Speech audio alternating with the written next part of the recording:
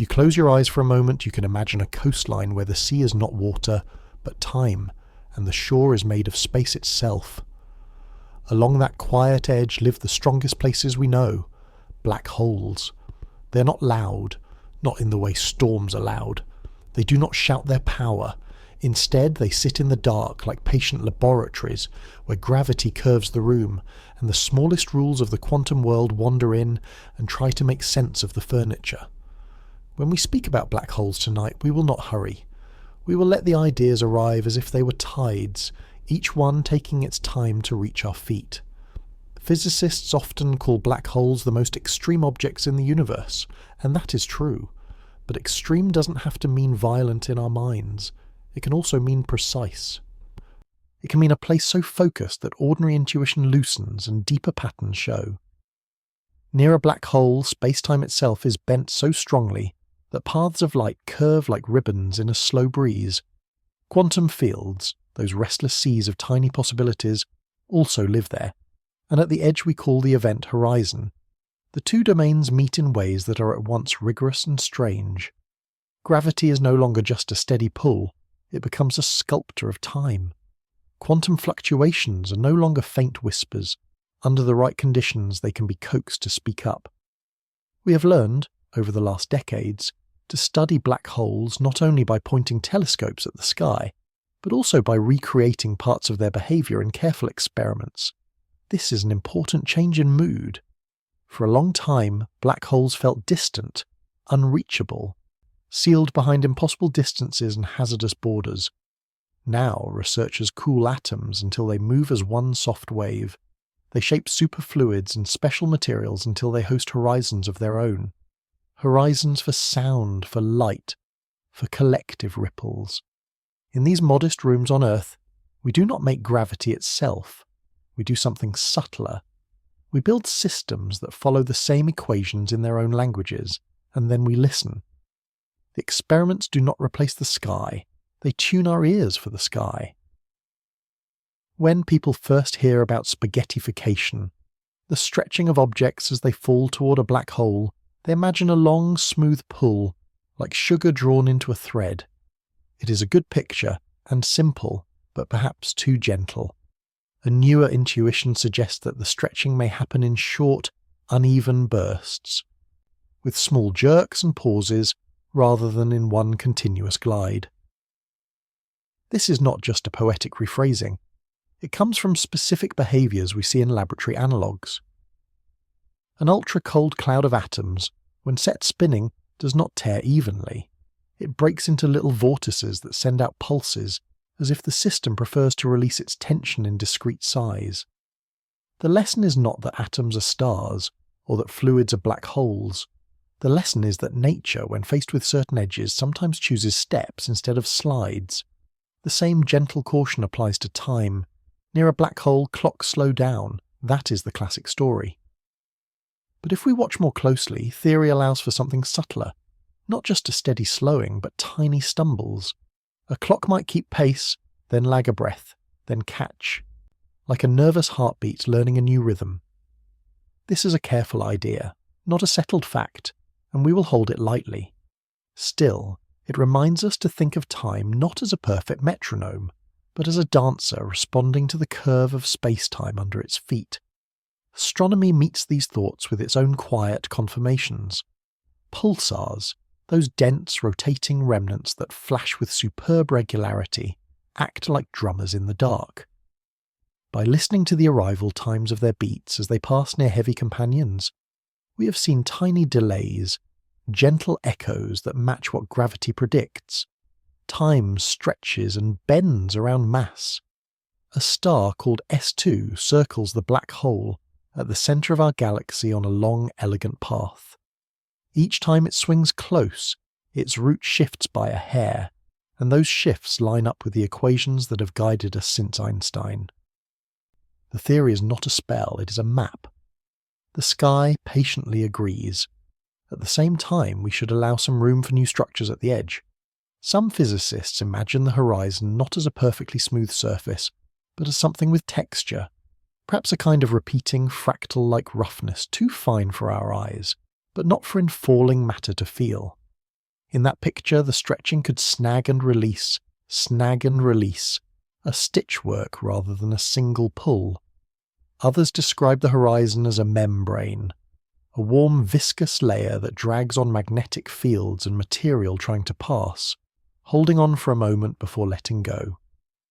These are different metaphors for a deep question. Is the boundary simple, or does it remember? The instruments that may help us answer are themselves exercises in patience. Gravitational wave detectors on Earth have already heard mergers, brief rising notes as two black holes orbit faster, collide, and ring down. Hidden within those signals, some teams have reported faint repeats, echoes arriving a heartbeat later than the main event.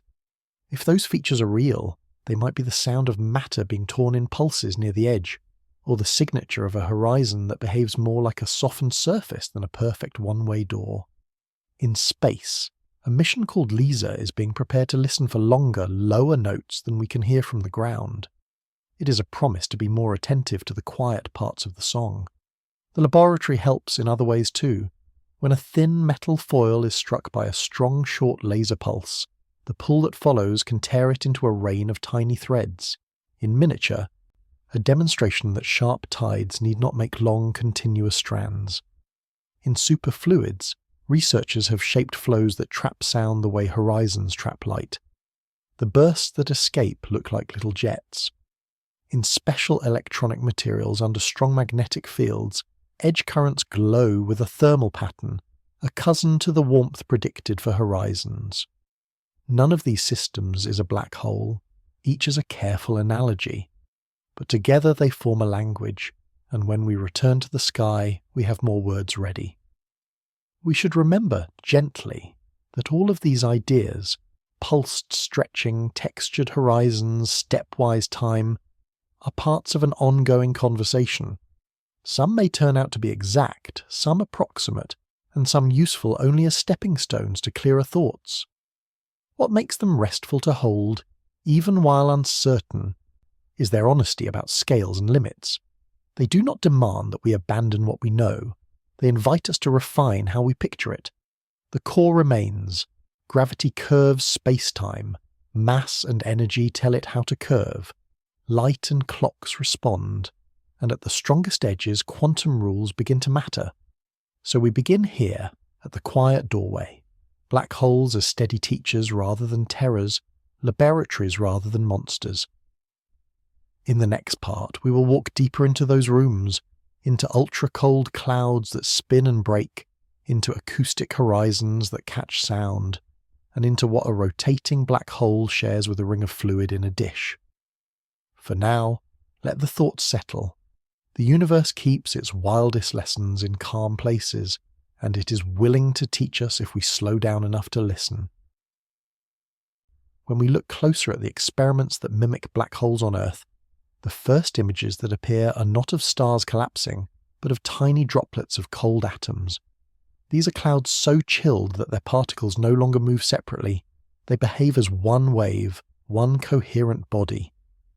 Scientists call this state a Bose-Einstein condensate, and though it exists only at unimaginably low temperatures, it allows us to see certain rules of the universe in miniature. In a quiet lab, such a cloud is trapped by laser light.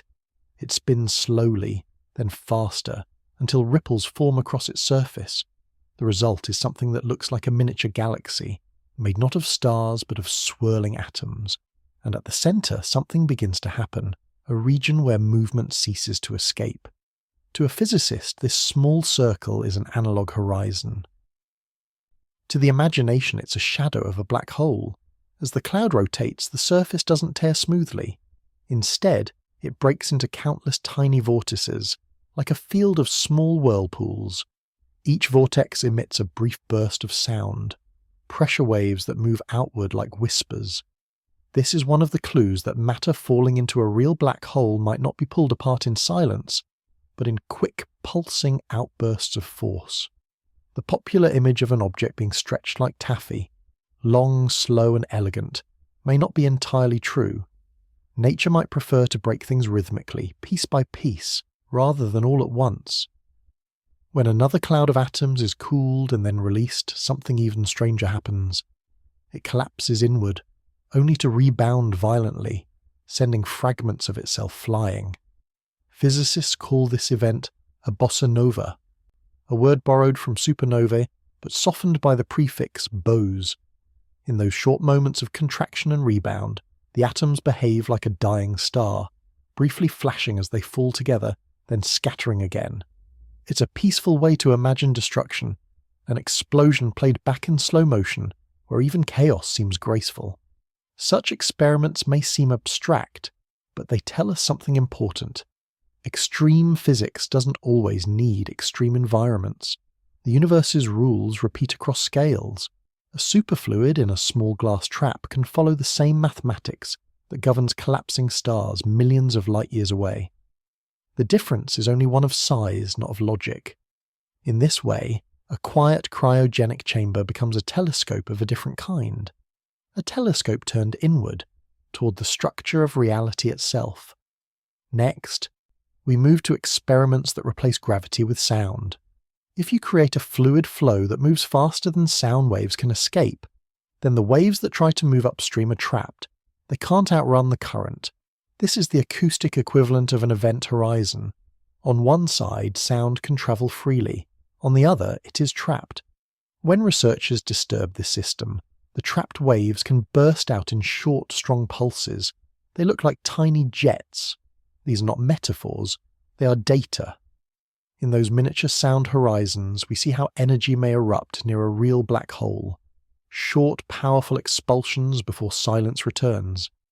It's remarkable to think that sound, that simplest of sensations, can teach us about horizons that silence even light. A vibration of air in one place, a ripple of atoms in another, can become a bridge to understand gravity itself. If the cosmos were an orchestra, black holes would be the percussion section, steady, deep, defining the rhythm that everything else moves around. Yet here, on Earth, we can rehearse their parts in glass tubes and magnetic traps. The experiments grow bolder.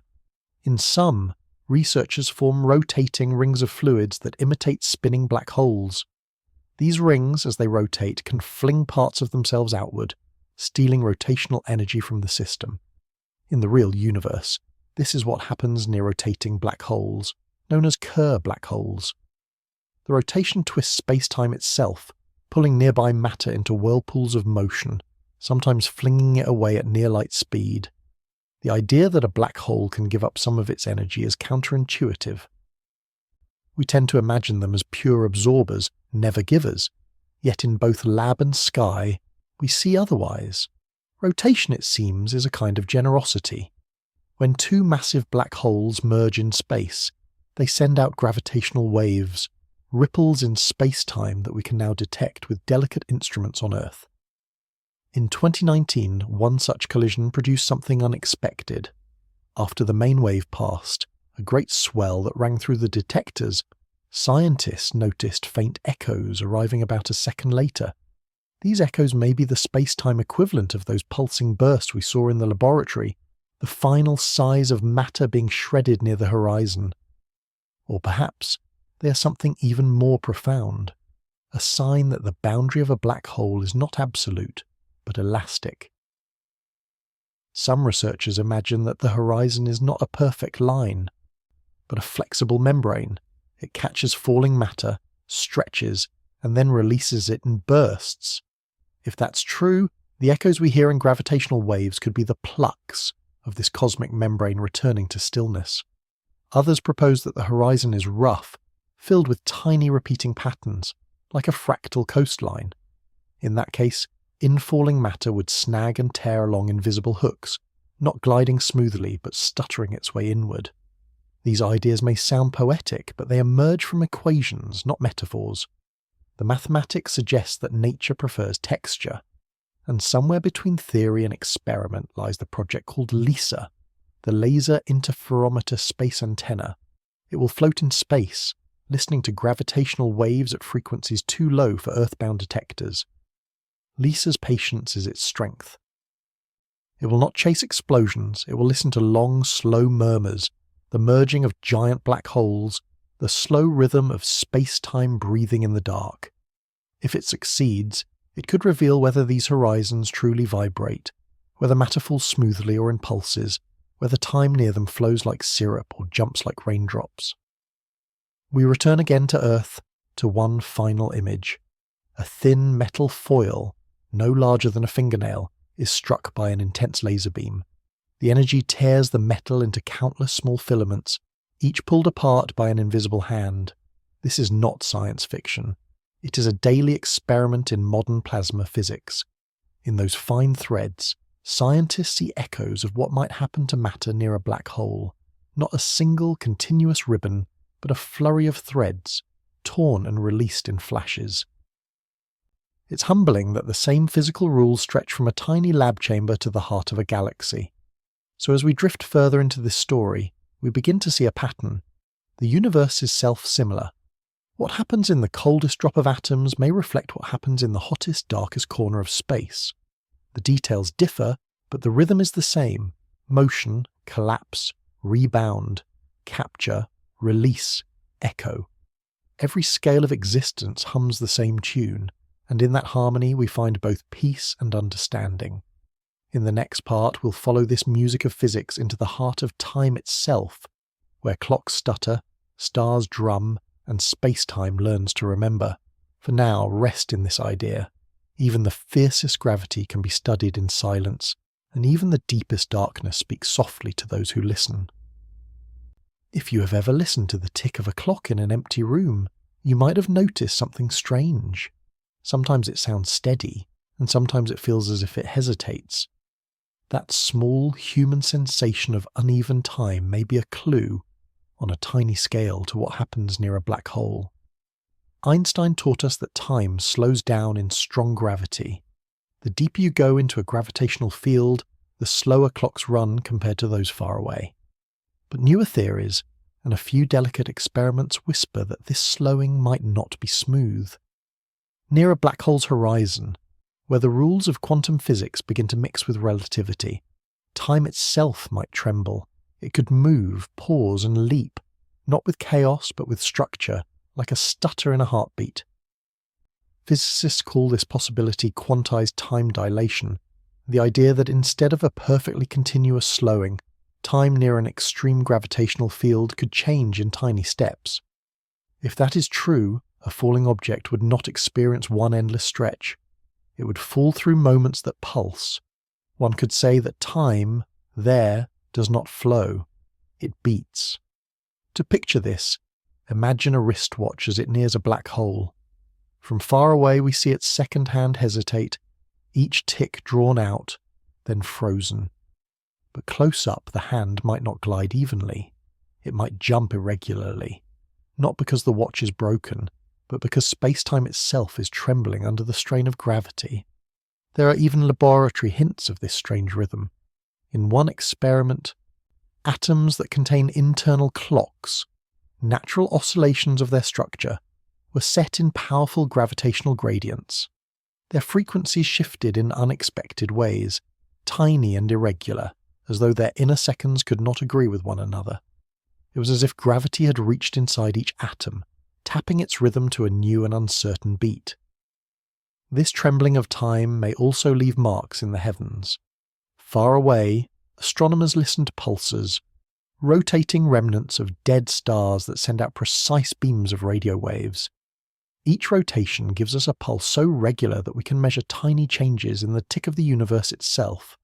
These stars are the cosmos's best clocks. Yet even their steadiness wavers when gravity enters the story. When a pulsar's light passes near a massive object, a neutron star, a black hole, even the heavy bulge of our own galaxy, its signals arrive with faint delays. The pulses stretch, echo, and fall out of rhythm. By measuring these distortions, scientists can map the warping of space-time itself. Imagine two such pulsars orbiting the same giant mass, each ticking in its own way. Their differing delays reveal not only the gravity around them, but also the rotation of the central object. One pulse slows slightly more than the other, telling us, without touching it, how the hidden mass spins. It's astonishing how much we can know without seeing. Gravity leaves its fingerprint in rhythm rather than light, There's one star in particular that has become a kind of metronome for the centre of our galaxy. Astronomers call it S2. It swings around Sagittarius A, the supermassive black hole in the heart of the Milky Way, completing one orbit every 16 years. When it dives closest, its speed reaches about 7,600 kilometers per second, nearly 3% the speed of light. From Earth, telescopes watch S2's path. Each time it loops around, its orbit shifts slightly, a slow precession predicted by Einstein's general relativity. Those shifts confirm that space near our galactic centre truly bends. Time dilates there. Clocks on S2's surface tick slower than ours, if they could be read. It is as though the star itself plays a slower song whenever it nears the invisible darkness. Some physicists now wonder whether spacetime can keep memories of these encounters, faint impressions left in the very geometry of the universe. They call this idea spacetime memory. When an object falls toward a black hole, the theory says it might leave behind a trace, a permanent wrinkle, like a fingerprint pressed into soft metal. The universe does not forget. These memories could in principle be read someday. Certain particles, neutrinos or maybe gravitational waves themselves, might carry information about what has fallen in before. It would mean that even when matter disappears beyond the event horizon, its story leaves an echo, not in light or sound, but in the structure of space-time. In laboratories, scientists try to reproduce these faint echoes. By splitting and rejoining microscopic particles, they create interference patterns, bright and dark bands that shift according to how long each particle's journey took. When those paths travel through regions of different gravitational potential, the patterns drift, just a little. That drift is a tiny map of time's distortion. In such gentle ways, we learn how gravity bends not only the space we move through, but the tempo of existence itself. Meanwhile, space-based missions are preparing to listen with new instruments. The LISA observatory, when launched, will watch the universe through the deep hum of low-frequency gravitational waves. It will measure ripples lasting minutes or hours, not milliseconds. Those long, slow tones could reveal how space-time flows around rotating black holes, how their horizons vibrate, and whether their membranes really flex and recoil. But even before LISA begins its song, the sky continues to whisper. In the galaxy, M87, astronomers have seen a black hole whose magnetic halo flickers in a regular pattern, bright, dim, bright again, like the swing of a pendulum slowed by gravity. Its flicker runs about 5 times slower than the same process would around a smaller mass. This slowing is not a mystery, it is a confirmation. Einstein's equations say time should stretch in proportion to the gravitational field. Here we're watching that stretching happen, not through mathematics, but through light itself. All these observations, from the tiny delays of pulsars to the great flickers of galaxies, speak the same quiet truth. Time is not one river. It is many streams, flowing at different speeds, converging and separating across the landscape of the cosmos. And black holes are the deepest basins where those streams vanish, perhaps to join elsewhere. In the next part, we will follow that thought further, into the question of what happens at the edge itself. Does a black hole's boundary truly silence everything? Or does it hum? Does it glow? Does it remember? And could the faint warmth we call Hawking radiation be more than just mathematics? Could it be a whisper from time itself? If we could stand at the edge of a black hole, not on its surface because there is none, but near that invisible border where escape becomes impossible, we would not hear silence. We would hear something like a soft hiss, a faint crackle of warmth rising from the void itself. That soundless heat is what physicists call Hawking radiation, and though it is quiet beyond imagination, it tells us that even the darkest places glow, ever so slightly. Stephen Hawking first predicted this phenomenon in the 1970s, combining the mathematics of quantum mechanics with Einstein's curved spacetime. The logic was subtle. Space is not empty, but filled with restless pairs of particles that flicker in and out of existence. Near a horizon, one of those twins can fall in while the other escapes. From far away, that escaping particle appears as radiation, as though the black hole were gently exhaling energy into space. It is not much, less than the warmth of an ember, but it means that black holes are not eternal prisons. They can slowly fade. For decades, this idea was purely theoretical. Then came a series of quiet experiments that began to suggest that Hawking's strange warmth might indeed have real echoes in our world. In one experiment, researchers created an acoustic black hole inside a superfluid. They chilled a flowing gas of atoms until it behaved like liquid sound itself. When they made the flow fast enough that sound waves could no longer climb upstream, they had created an event horizon for phonons, the particles of sound. Then they watched. Some phonons appeared spontaneously, pairs born from the vacuum of the fluid. One fell toward the horizon, one escaped. The escaping ones had an energy distribution matching Hawking's prediction. It was the first time anyone had heard Hawking radiation, even if it was made of sound instead of light, and what they heard was not a steady hum. It came in pulses, bursts of energy that rose and fell, just like the other phenomena we have seen. The jerky stretching of atoms, the echoes of merging wholes, the stutter of time itself. It seems the universe rarely flows smoothly. It prefers to breathe. In other laboratories, scientists found new ways to replay the same melody. Using strong magnetic fields, they forced electrons to move only along the edges of certain materials, a state called the quantum Hall effect. These edge channels, remarkably, behave like tiny horizons. When electrons tunnel from one side to the other, the current they generate has a thermal signature, just like Hawking's theoretical heat. Even stranger, each emitted quasi-particle seems paired with a hidden twin on the opposite side, connected as if by an invisible thread of entanglement. These tabletop horizons, whether made of sound or electricity, remind us that Hawking's insight was not about cosmic scale. It was about principle. If you have a boundary where information cannot return, the universe will find a way to balance the books by radiating energy outward. That rule may apply in the heart of a galaxy, or in a chip cooled near absolute zero. Scale is only the melody's pitch. The rhythm is the same. In the sky, the rhythm appears again. When two black holes merge, the resulting space-time shudders like a struck bell. Gravitational wave detectors, LIGO, Virgo, Cagra, record the main tone, a brief, rising chirp. But sometimes, if you listen closely, you find faint repetitions afterward. One collision, catalogued as G-Bab190521, produced a peculiar after-echo, a pulse repeating once every second, fading away. Some physicists think these could be the space-time equivalent of Boltzmann oscillations, the heat waves of the universe itself ringing down after the strike. If that interpretation is correct, those faint ripples may be the first cosmic music made by Hawking's law. Not from a laboratory, not from analogy, but from reality itself. And that music continues as the whole evolves. The more it radiates, the smaller it becomes. As its mass decreases, the radiation grows stronger, creating a feedback loop. The horizon shrinks, the temperature rises, and the rate of evaporation accelerates, until perhaps only a whisper remains.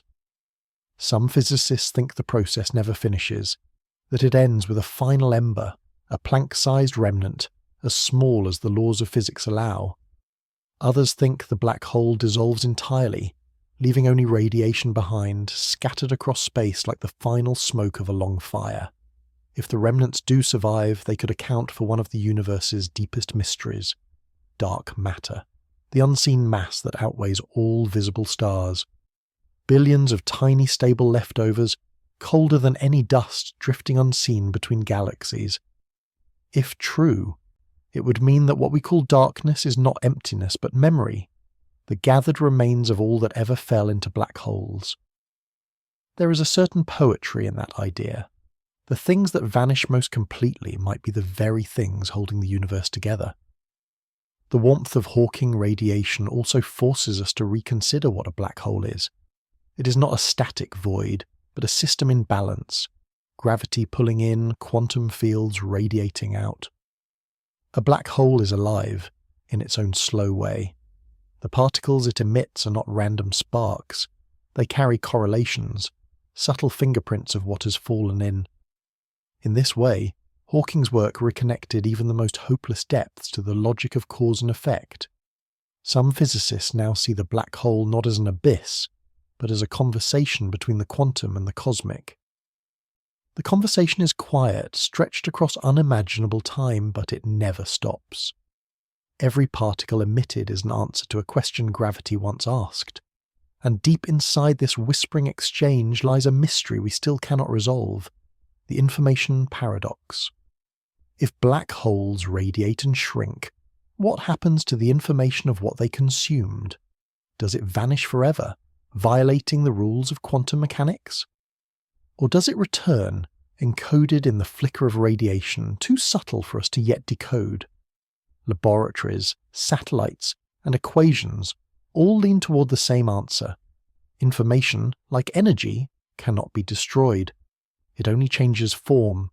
It hides, diffuses, and waits to be recognized again.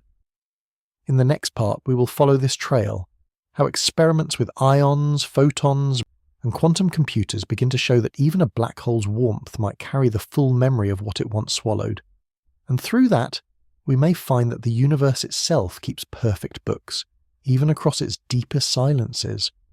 The mystery of information, what happens to it when a black hole fades, has haunted physicists for half a century.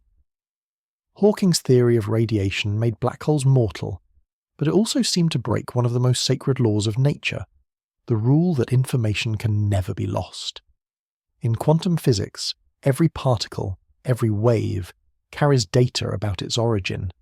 Even when two particles collide, split, or vanish, the total information must remain conserved. Yet if a black hole swallows matter and then evaporates into anonymous heat, that record appears erased. The universe, for the first time, seems to forget. Hawking himself once defended that view. He argued that when a black hole finally disappears, the story of what fell inside vanishes too. The cosmos, he said, keeps the energy, but not the details. But this idea troubled many, because if information can vanish in one corner of physics, the rest of physics becomes uncertain. Every process could, in principle, break the chain of cause and effect. So researchers began to look deeper, to test whether that silence might hide a pattern too subtle for us to yet hear. In one series of experiments, scientists built artificial black holes inside quantum fluids, ultra-cold gases where waves behave collectively, almost like light near a horizon. When they measured the energy of the escaping waves, they found something astonishing. The outgoing Hawking radiation wasn't entirely random. Pairs of waves leaving the horizon were entangled, their fluctuations linked in ways that only quantum systems can maintain. One wave outside mirrored another still trapped within. This meant that the escaping particles carried not just heat, but also information. They were not whispers without meaning. They were encoded messages from within the horizon, disguised as thermal noise. In another experiment, physicists trapped charged atoms, ions, in electromagnetic fields, controlling them one by one. Each ion acted as a quantum bit or qubit, storing tiny packets of information. By arranging them in patterns and letting them interact, scientists simulated the process of information scrambling inside a black hole.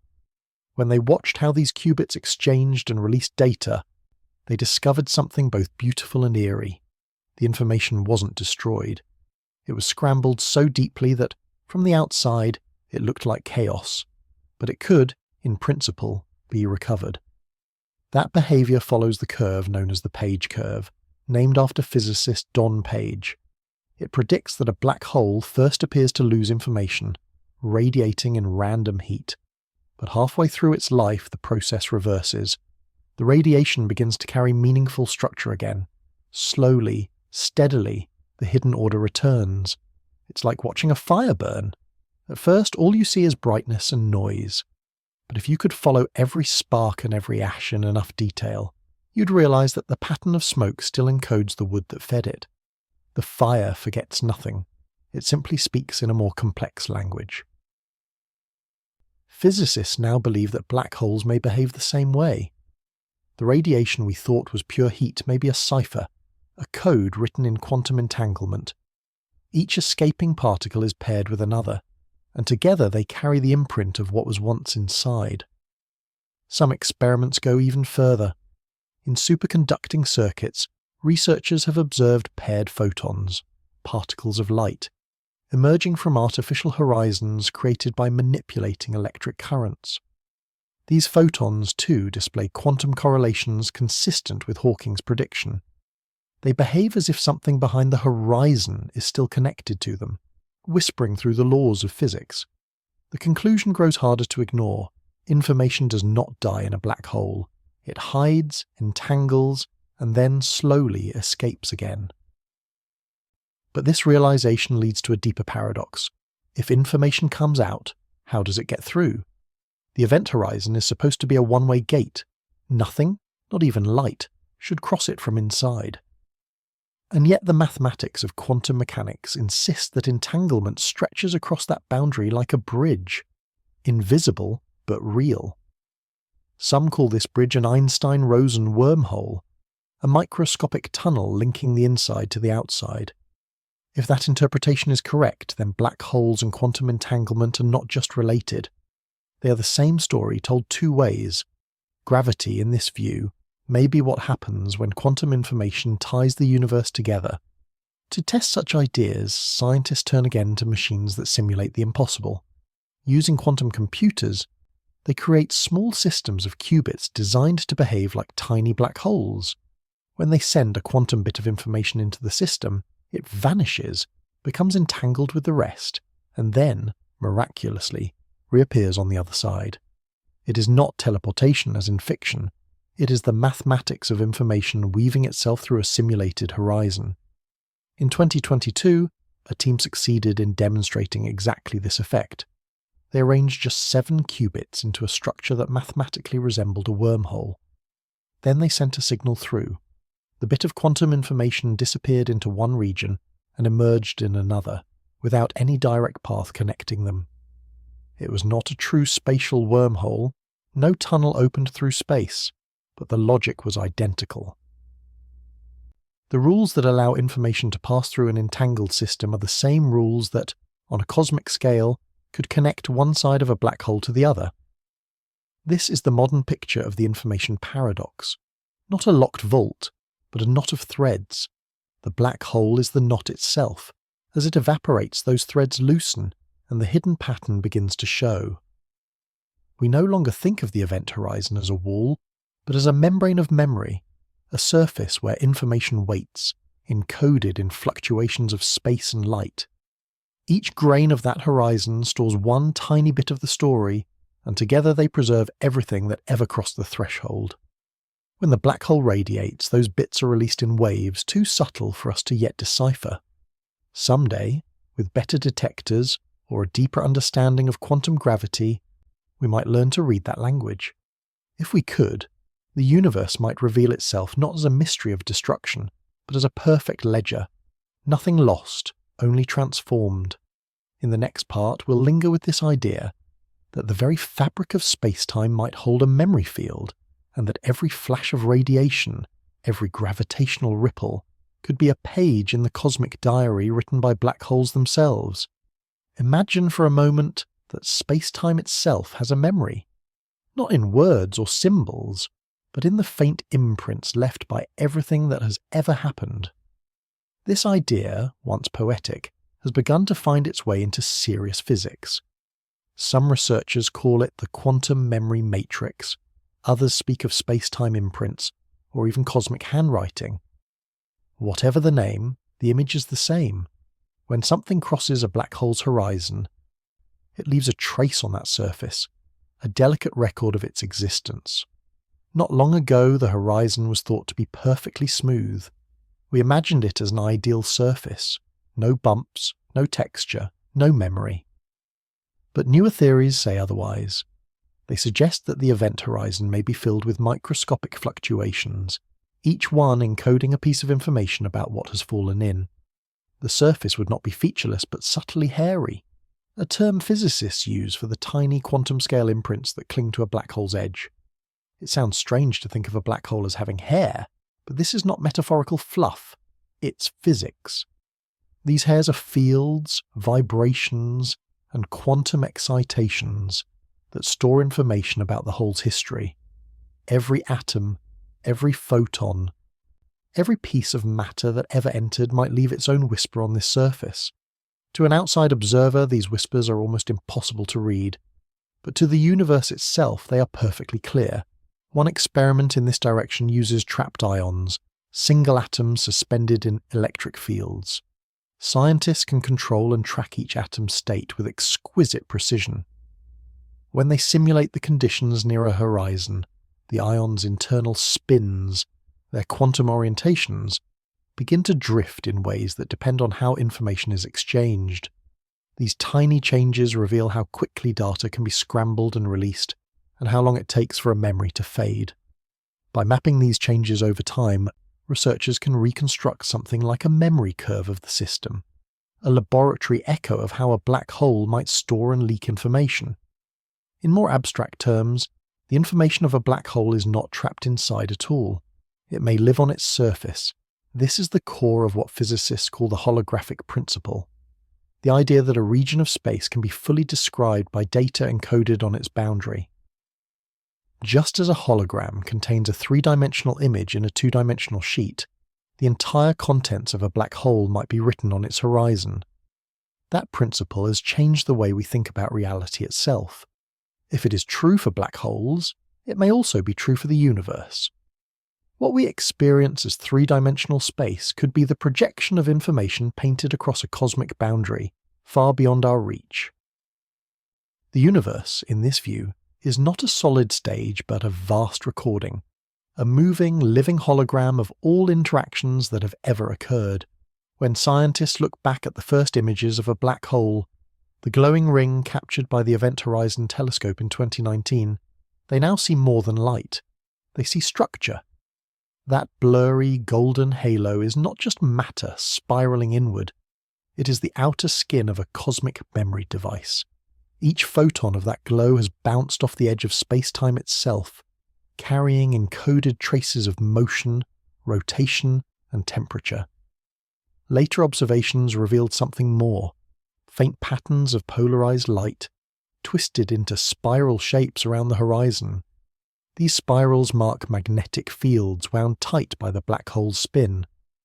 They are the cords that draw matter inward, and, paradoxically, fling energy outward in great jets that stretch across entire galaxies. It's a quiet paradox. From the place of greatest confinement comes the longest reach. These magnetic spirals are the fingerprints of that dynamic boundary, proof that the edge of a black hole is not a silent wall, but an active, swirling surface of memory and motion. If the horizon truly records what happens to it, then the information paradox dissolves in a new way. Nothing is ever truly lost behind the veil. The story of what falls in remains written on the surface, stored in a form we cannot yet read. As the black hole radiates and shrinks, those inscriptions are released back into space as faint encoded heat. And so, the universe might be said to keep perfect books. Every interaction, every fall, every orbit is preserved somewhere, sometimes on the edge of a dying star, sometimes in the memory foam of space-time. Some theorists have even suggested that when a black hole releases Hawking radiation, it is not random at all. It is reading out its own history slowly and patiently, bit by bit. The evaporation of a black hole, then, would not be an act of erasure but of storytelling. It is the universe reciting the poem of what once fell within. But if all that information is encoded on a horizon, what happens when two black holes merge? What happens when two such cosmic diaries become one? The answer may lie in the faint echoes astronomers have begun to detect after major mergers, the tiny ripples in gravitational waves that arrive seconds after the main collision. These echoes may be the new horizon settling, its fresh memory reorganizing itself, rewriting its surface to include the histories of both parents. When we record such echoes on Earth, we are not just hearing space-time vibrate, we are perhaps hearing it remember. The question that now follows is deeper still. If black holes can remember, can they forget? Or does every horizon hold onto its story forever, even after evaporation? In the next part, we'll explore the frontier theories that try to answer that. Ideas of quantum islands, soft hair, and entanglement bridges that may ensure nothing in the universe ever truly vanishes, even after the black hole itself is gone. When physicists speak of forgetting, they mean something different from what we do. To a human mind, forgetting is a gentle release, a fading of details until only emotion or outline remains. But for the universe, forgetting would mean a true erasure of information, a break in its own laws. That is why black holes trouble us so deeply. They appear to forget what they swallow, and that seems impossible. In the past few years, new ideas have emerged, quiet, intricate ones, that may finally reconcile this paradox. They go by names that sound poetic: soft hair, quantum islands, and entanglement bridges. Each offers a different way for the universe to remember perfectly, even when it seems to lose everything. Let's begin with soft hair. For most of the 20th century, physicists described black holes as bald, perfectly smooth, featureless objects defined only by three numbers: mass, charge, and spin. No hair, they said, meaning that all other details and the shape, the chemistry, the complexity of what fell in, were wiped clean. But this baldness created the information paradox. How could all that information vanish? In the 21st century, that certainty began to soften. Stephen Hawking, together with Malcolm Perry and Andrew Strominger, proposed that black holes are not completely smooth after all. They might carry a faint halo of quantum hair, ripples of light and gravity too subtle to notice directly. Each strand of this soft hair encodes a sliver of the infalling matter's identity, a residue of its fields and charges. Think of it like dust clinging to silk. The fabric looks smooth, but under a microscope it holds countless tiny specks, each one unique. Soft hair may do the same for black holes, storing the imprints of what once fell inside, preserving them as whisper-thin vibrations on the horizon. If this is true, then every black hole is personal. No two are identical because no two histories are the same. Their surfaces may look alike from afar, but their microscopic ripples contain stories of collapsing stars, of orbiting gas, of particles lost to time. The theory of quantum islands adds another layer to this picture. It comes from the meeting point of quantum field theory and general relativity, where the rules of small and large must somehow agree. The idea is this: when you calculate the information inside and outside a black hole, there are regions that don't belong neatly to either. These in-between pockets, the islands, act like vaults of information. At first, the radiation outside a black hole looks random, like static. But as the black hole shrinks, quantum islands begin to appear just beyond the horizon, storing correlated data that links inside and outside together. These islands hold the missing information, not destroyed, just displaced. As the black hole evaporates, the islands gradually expand, releasing their contents in the radiation that escapes. In other words, the information was never truly inside the hole. It was waiting in a hidden part of space all along. This idea has gained strong support in recent years because, when applied carefully, it reproduces the page curve, the same pattern predicted by quantum theory: randomness at first, then recovery. That symmetry is hard to ignore. Now we add one final thread: the idea of entanglement bridges. At the smallest scales, quantum mechanics allows particles to remain mysteriously connected, no matter how far apart they are. This connection is entanglement, and it can't be broken without destroying both partners' information.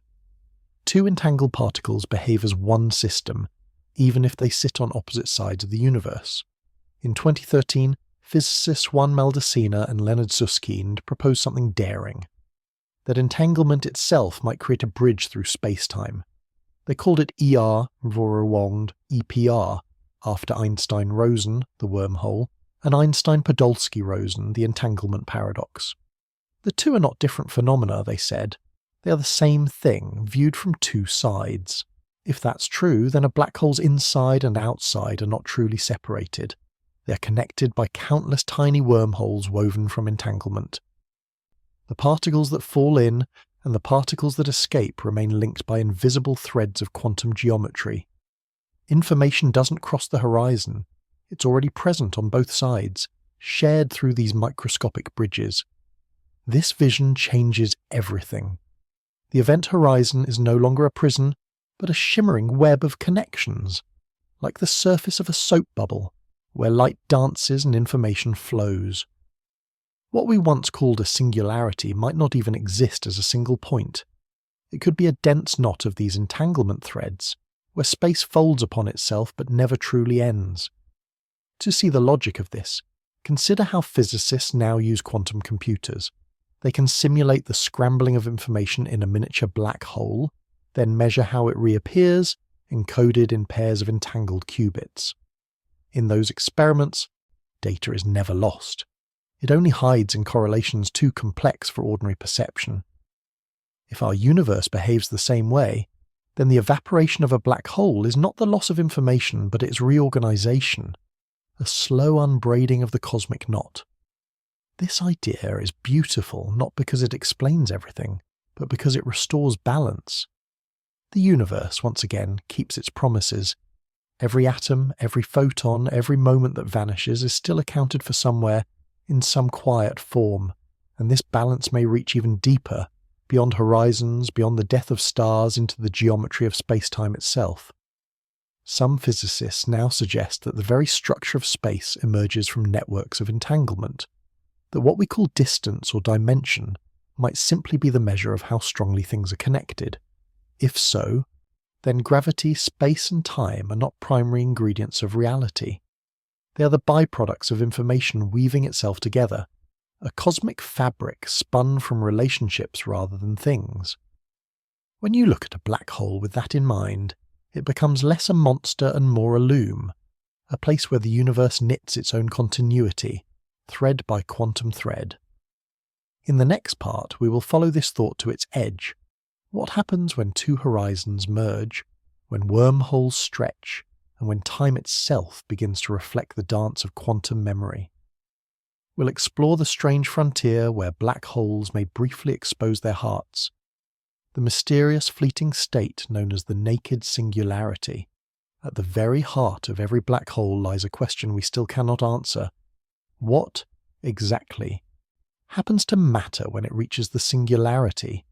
That central point where density becomes infinite and the equations that describe the universe begin to fail. In Einstein's general relativity, the singularity is the end of the story. It is a place where space-time curves without limit, where light cannot travel, and where time itself loses meaning. But physics dislikes endings. Whenever we find infinity in an equation, it is usually a sign that something is missing from our understanding. Some scientists now suspect that the singularity might not exist at all, not as a true point, but as a region transformed by quantum effects. In this view, the crushing gravity that tries to compress everything into zero volume is counterbalanced by quantum pressure, the same subtle resistance that keeps atoms from collapsing. When these two forces meet, they create something unexpected, a barrier, a shimmer, a brief reversal in the flow of time. Others go further, proposing that sometimes the core might not stay hidden behind its horizon. Under special conditions, extreme rotation, electric charge, or asymmetry and collapse, the horizon could fail to form in time, allowing the singularity to be momentarily exposed. This is the concept of a naked singularity. The idea is unsettling. Without the veil of an event horizon, a singularity would reveal the raw mechanics of space-time itself. Light and matter could emerge from a place where the known laws break down. The universe would no longer be predictable. Cause and effect could dissolve. For this reason, physicist Roger Penrose proposed the cosmic censorship hypothesis. Nature, he suggested, abhors a naked singularity. It always hides them behind horizons, preserving the order of the cosmos. Yet mathematics occasionally hints that cosmic censorship might fail just briefly. In computer simulations, certain collapsing stars, those spinning too fast or unevenly, can create moments when the inner core peeks through before the horizon seals shut. For a heartbeat of cosmic time, the veil opens. If such events happen in reality, what would they look like to us? Perhaps as sudden, sharp flashes of gamma rays, shorter and brighter than any known explosion. Some researchers have already noted peculiar bursts in space, quick chaotic spikes in the data that do not fit the usual pattern of black hole mergers. Could these be the cries of naked singularities, brief glimpses of raw space-time before it hides again? We cannot yet know. But the possibility has inspired experiments to search for signatures of exposure, patterns in light and gravity that might betray when a horizon falters. One clue comes from X-ray spectra near massive compact objects. When a disk of hot gas swirls at nearly the speed of light, its iron atoms emit distinctive lines. If those lines are stretched, twisted, or multiplied in unexpected ways, it could mean the gravitational field is stronger and stranger than that of a typical black hole. Some such distortions have been recorded in distant galaxies. Whether they represent naked cores or something else entirely remains a mystery. Theoretical physicists, meanwhile, continue to model these events. They find that when the horizon nearly disappears, space-time becomes turbulent, like water boiling near the edge of a pot. Waves of energy and matter scatter, interact, and sometimes form temporary horizons that appear and vanish. In these moments, the singularity itself seems to breathe, revealing, then concealing, its own existence. Quantum gravity, the long-sought theory that merges the large with the small, may offer protection against total exposure. Some versions suggest that as matter collapses, it reaches a critical density where space-time forms a quantum firewall, a zone of intense energy that shields the core from the outside world. To us, it would look like a brilliant flash followed by silence, as if the universe slammed a door to keep its most secret room hidden. But other theories, particularly those involving string theory and the fuzzball model, imagine a different outcome. In that view, a black hole is not a smooth surface covering an interior void. Instead, it is a dense ball of tangled quantum strings. Every string holds information, and together they weave a structure that replaces the singularity entirely. The so-called fuzzball has no inside or outside, no forbidden center, only a continuum of vibrating matter that stores everything it consumes. In that sense, a naked singularity might not be a disaster but a revelation. It could show us that the true core of a black hole is not infinite at all, but simply beyond our resolution, an ocean of vibration and connection too fine for any current telescope to see. Computer models support this possibility. When scientists simulate extreme gravitational collapse, they find that instead of hitting a singular point, the collapsing material oscillates. Waves of energy bounce, interfere and settle into a standing pattern. A dynamic equilibrium, not an end. The result is a dense but finite knot of space-time pulsing with trapped radiation. In the laboratory, researchers reproduce the same pattern, using superfluid helium and ultra-cold atomic gases. As these fluids swirl under rotation, they form small shock fronts, zones where flow speeds exceed local sound velocity. At those fronts, waves cannot escape. They circle inward and vanish. Yet when the fluid becomes unstable, the front sometimes breaks, letting the inner region shine for a moment before closing again. A tabletop echo of cosmic exposure. Nature, it seems, enjoys playing on the edge between concealment and revelation. It hides its secrets well, but not perfectly. Every now and then, it leaves us just enough light, just enough anomaly, to imagine what lies beyond. If singularities can indeed emerge naked, even briefly, they may help us understand the birth of the universe itself. The Big Bang, after all, was once a singularity too, one that expanded instead of collapsing. Perhaps the line between a dying star and a newborn cosmos is thinner than we think. In the next part, we'll follow that thread, from collapsing black holes that might rebound into white holes, to the theories suggesting that death and creation in the universe are not opposites, but two phases of the same cosmic breath. When a black hole finally exhausts its strength, when radiation drains its mass, and the pull that once trapped light itself begins to falter, what happens next? For a long time we thought the answer was simple. It vanishes. Its horizon fades, its heat dissipates, and the story ends. But perhaps that isn't the end at all. Perhaps when a black hole dies, it transforms. The idea is both radical and oddly gentle, that every black hole may, in its final breath, reverse. It may stop swallowing and begin to exhale. It may become what physicists call a white hole. A white hole is the mirror image of its darker twin. Where a black hole allows nothing to escape, a white hole allows nothing to enter. It is an object that can only radiate outward, pushing time and matter away instead of pulling them in. On paper, both black and white holes emerge naturally from Einstein's equations. For decades, though, white holes were treated as curiosities, mathematical ghosts with no place in the real sky. But recent advances in quantum gravity have quietly revived them. The key lies in the idea that space-time, when pushed to its limit, might not tear but bounce. In the same way that the core of a neutron star resists total collapse, the very fabric of space could resist infinite compression. Quantum effects, the jitter and pressure of the smallest scales, could halt the fall before the singularity forms, causing the trapped matter to rebound. That rebound would create a brief, bright outflow, the birth of a white hole. This bounce is not fantasy.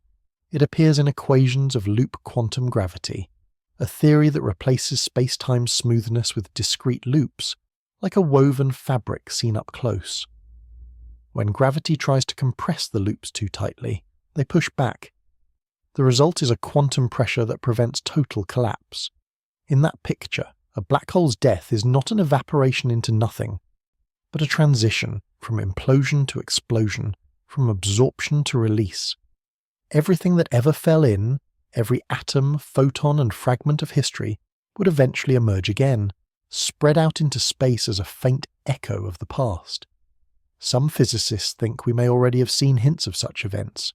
Certain short gamma-ray bursts, flashes of high-energy light lasting less than a second, defy the standard explanations of merging stars or neutron collisions. They appear suddenly, then vanish with an energy that seems to come from nowhere. Perhaps some say these are white hole births, black holes that, after unimaginable ages, finally reach their turning point. It is a haunting possibility that the death of one horizon could be the birth of another, inverted in time. Experiments on Earth are beginning to touch this idea in miniature. Using lasers and carefully shaped materials, scientists have created optical analogues of horizons, one that absorbs light like a black hole and one that reflects it like a white hole. When photons are trapped and then forced to rebound, they create bursts of radiation that match the predictions of Hawking's mathematics, but in reverse. It is a small laboratory version of cosmic reincarnation: collapse, then release. Even in superfluids, where quantum ripples act like miniature waves of spacetime, researchers have seen the same pattern. When flow exceeds a critical limit, a region forms that behaves like a black hole. When the flow is reversed, it becomes its opposite, a white hole, sending trapped waves outward. The physics that connects these opposites is symmetry. Every collapse, if you could play it backward, becomes an explosion. Every inrush of matter has a mirrored outflow. Black holes and white holes, in this sense, are not enemies but partners. Inhale and exhale, absorption and expression. If the transformation truly occurs, it also offers a new answer to the question of information. The data that falls into a black hole might not be destroyed at all. It could simply wait, compressed, frozen in quantum form, until the reversal begins. Then, piece by piece, that information would be expelled, perhaps across billions of years, but preserved. A white hole would not erase history, it would return it. There is even a poetic cosmological extension of this idea. Some theorists suggest that the Big Bang itself might have been the rebound of a prior collapse, a black hole from another universe that bounced into ours. In that picture, Creation and destruction are not separate events, but stages in a single eternal rhythm.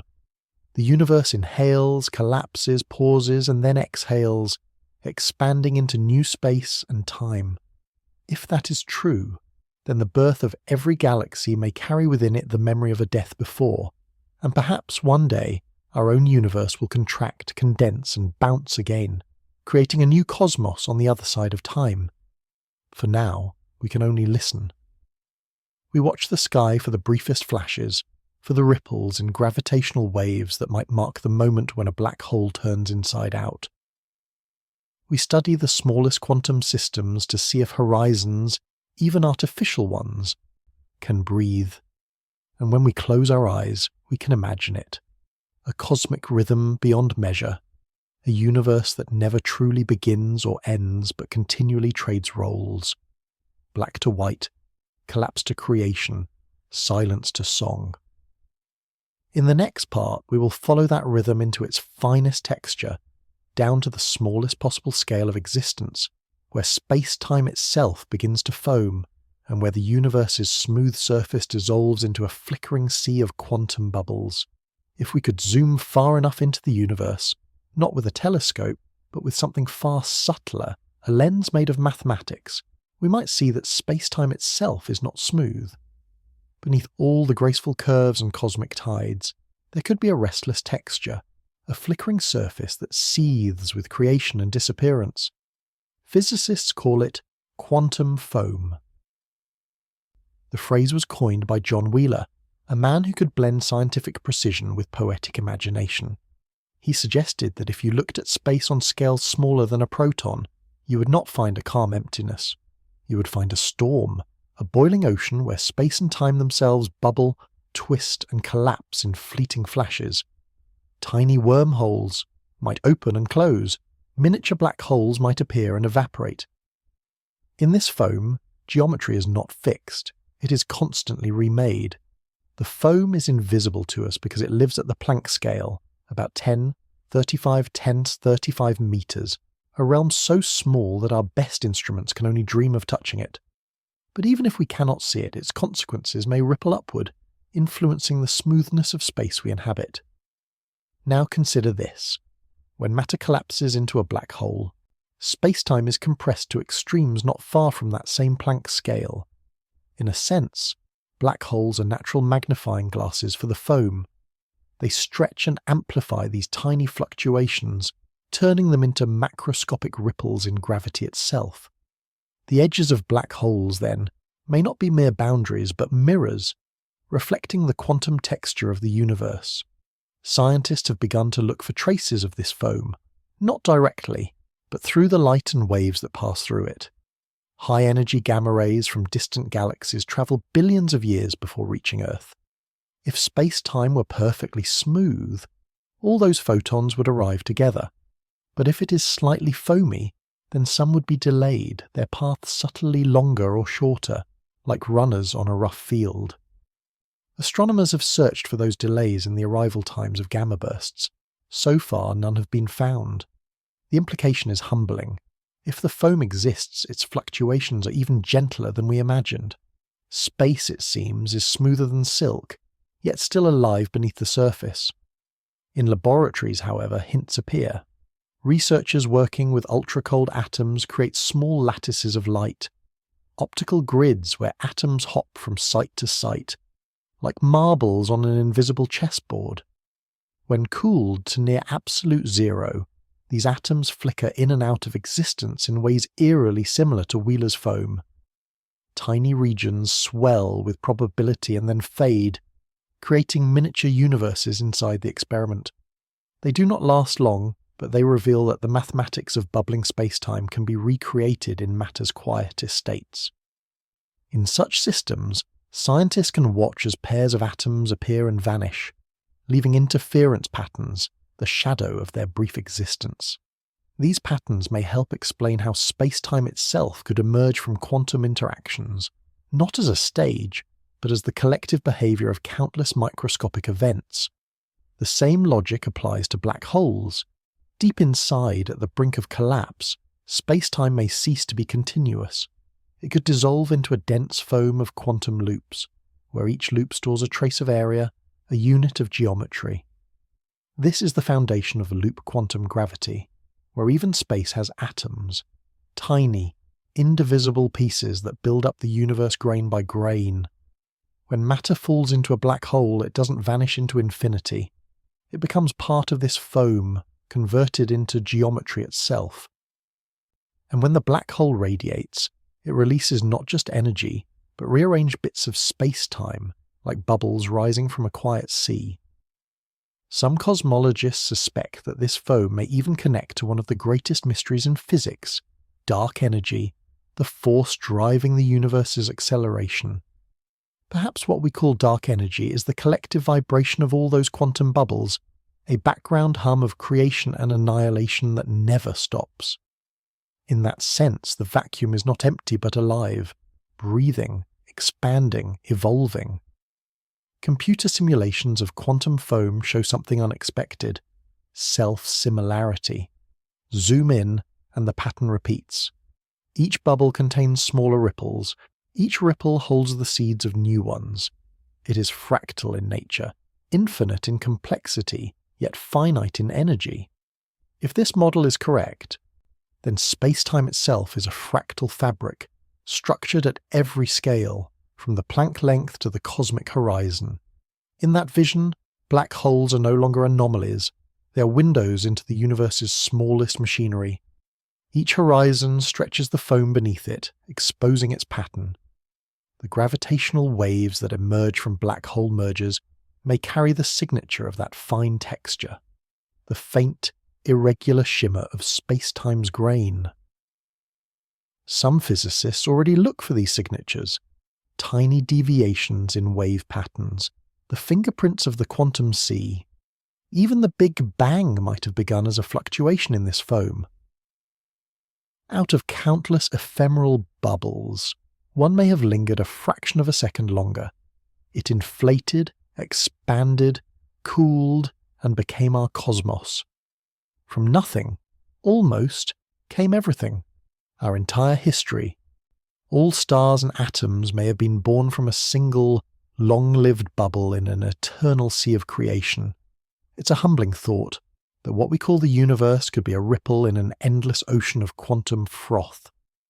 And within that ripple, smaller ripples, black holes, atoms, thoughts, each carrying the same rhythm of appearance and disappearance. To understand the foam is to approach the foundation of reality itself. It is not just about black holes, but about how existence maintains itself. Constant motion beneath stillness, constant renewal beneath collapse. In the next part, we will return from these smaller scales to the vast horizon of the observable universe, to see how these quantum ripples might echo in cosmic structures, in gravitational waves, and in the faint light left over from the birth of time itself. We will ask one final question. If space-time remembers, and if it foams, could the entire universe be self-aware in its own quiet, mathematical way? If every grain of space remembers, if every tremor of time carries the echo of something that came before, then perhaps the universe itself is not merely expanding, perhaps it is thinking. Not in any human sense, of course. There is no voice in the vacuum, no intention behind the galaxies. But there may be a form of self-reference, a quiet kind of cosmic awareness, that emerges naturally when matter, energy, and information weave together into something that can remember itself. Physicists increasingly speak of the cosmos as an information network. Every particle is a messenger. Every interaction writes a new line into the great ledger of the universe. The quantum foam we imagined in the last part is not just random noise. It is a system of continual computation, processing the state of reality moment by moment. If you step back far enough, what we call physics begins to look like the unfolding of a colossal algorithm, one that evolves without beginning or end. This does not mean the universe is alive in the biological sense. It simply means that its structure has the capacity for feedback. When a system can record and respond, it develops a kind of memory. And memory, however faint, is the root of awareness. You can see this idea mirrored across all scales. A grain of sand falling into a black hole leaves an imprint on the horizon, a bit of stored data. Multiply that by every particle ever consumed, and the black hole becomes a library of events. A galaxy, then, is a library of libraries, its rotation and radiation preserving information about the forces that shaped it. And the entire observable universe, billions of galaxies expanding together, is the grandest record of all. Even the cosmic microwave background, that thin ancient afterglow left from the Big Bang, is a memory surface. The ripples in its temperature are the fossil fingerprints of the universe's first quantum fluctuations. They are the foam's handwriting, frozen into light. When satellites like Planck and WMAP map those ripples, they are, in a sense, reading the universe's earliest diary entries. But this diary is not static. It is constantly being rewritten through gravitational waves, the faint murmurs of space-time itself. Every collision, every orbit, every movement of mass sends a pulse through the cosmic medium. These waves overlap, interfere, and merge into a low, universal hum called the gravitational background. To us, it is silence, but if we could hear it, it might sound like the breath of the universe remembering itself. Gravitational observatories, LIGO, Virgo, CAGRA, and soon LISA, are tuning their instruments to that breath. They hope to separate the song of individual black hole mergers from the deeper, persistent tone of the cosmos. If successful, they will have recorded not just an event, but a conversation that has been happening since the first stars died. Some scientists and philosophers suggest that this network of constant interaction, of encoding and feedback, makes the universe self-observing. It doesn't need an outside witness. Observation happens internally, every time a photon interacts with an atom, every time a gravitational wave nudges a particle of dust. The act of existence and the act of measurement become one. In that sense, the universe is aware not through consciousness but through continuity. Every change contains its own observation. Every collapse, every flash of light, every evaporation of a black hole is an acknowledgement of what came before. If that sounds mystical, remember that it is grounded in physical law. Quantum mechanics tells us that measurement is what defines reality. A particle exists in all possible states until it interacts with something else. Each interaction is a kind of question and answer, a choice made within the probabilities of the universe. Multiply that by the uncountable number of interactions happening everywhere, and what you have is not chaos but a single, vast computation, space-time evaluating itself. In that context, black holes are not exceptions but essential nodes in the system. They are where information converges, compresses, and later re-emerges.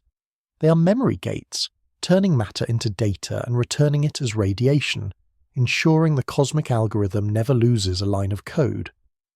This notion leads to one of the quietest yet most profound perspectives in modern science, that reality may be digital at its base, not in the sense of computers or screens, but in the sense that every quantity, area, energy, time, is quantized, built from finite units. The holographic principle reinforces this idea. The information content of any region is proportional to the area of its boundary, measured in Planck-sized bits.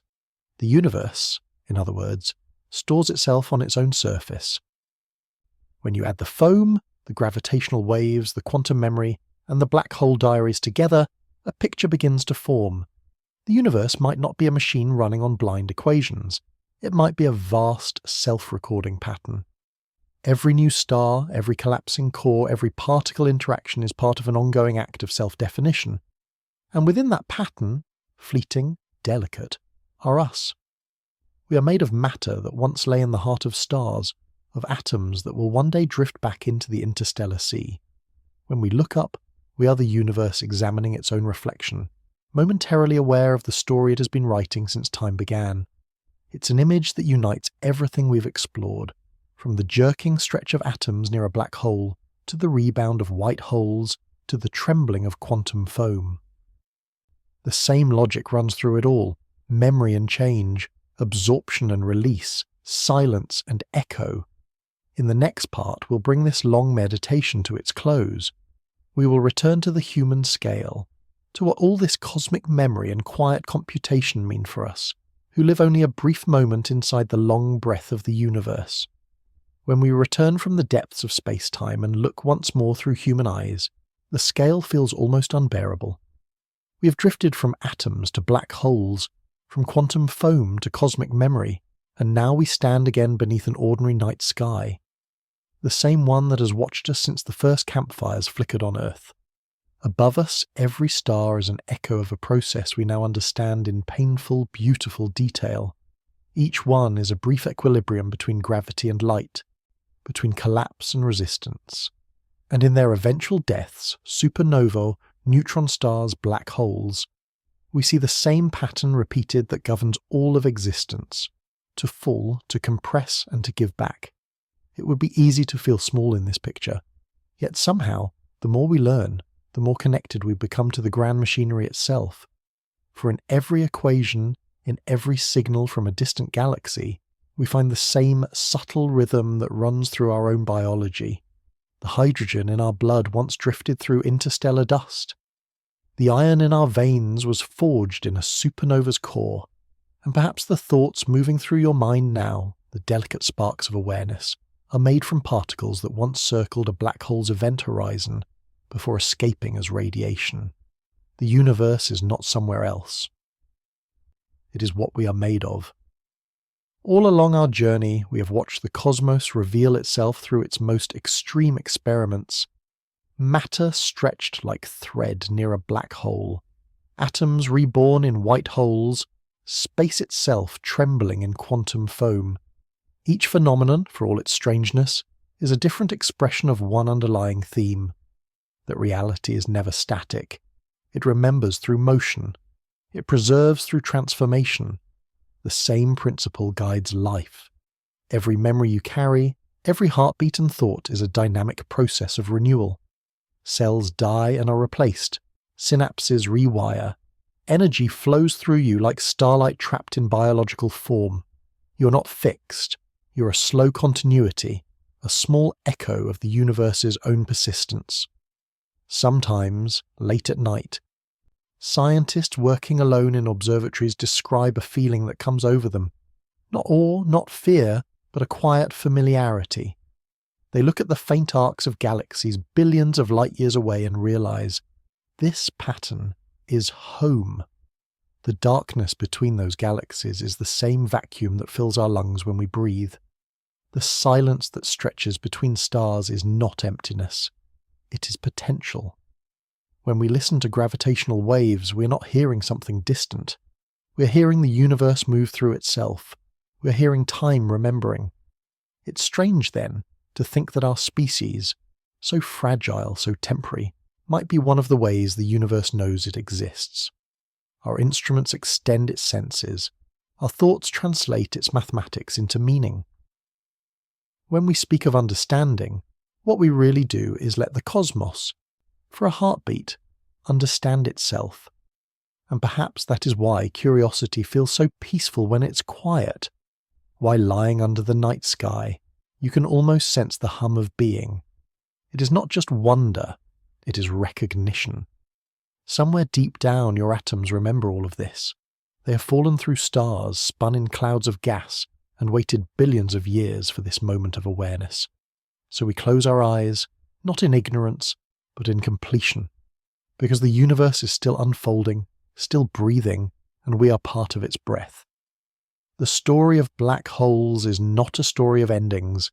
It is the universe teaching us, again and again, that nothing truly disappears. Information becomes light. Collapse becomes creation. Silence becomes a new kind of sound. And when all the equations are finished, when the last star is burned out and the cosmos drifts toward darkness, there will still be movement in the foam, tiny fluctuations, the smallest ripples of possibility, the same ones that once made galaxies and minds. Maybe that is eternity, not infinite time, but the persistence of curiosity, the constant reimagining of existence, the faint echo of every moment still humming somewhere in the quiet. We have journeyed through that quiet, from singularities to quantum seas, from horizons to rebirths, and come back with a simple truth. The universe never stops telling its story.